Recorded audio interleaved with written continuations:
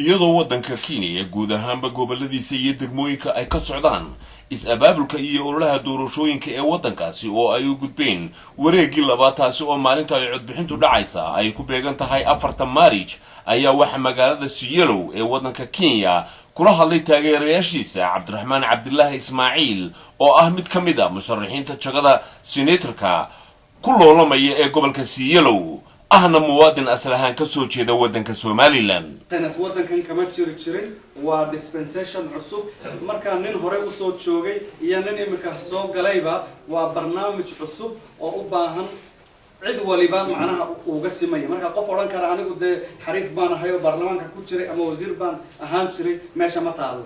yani waa waqti sanadku waa dispensation cusub waxaan filaynaa marka xigmadda qofka iyo xariifnimadiisa iyo aqoontiisa iyo sida uu fahmay dad badan oo campaign garanaya TV-ga ama governor doonaya ama senate doonaya marka la weydiiyo waxa qabanaysan waxyaalaha ay leeyihiin waan qabanaynaa wax awood sharci siinaysa ma constitution-kan markii la sameeyay waxaan u ahaa chairman ama gudoomiyaha Muslim Technical Committee-ga ee constitution-ka sameeyay wadanka oo dhan muslimiinta oo dhan waxaan uga ahaa wakiil guddigii qaranka ee sameeynayay dastuurka therefore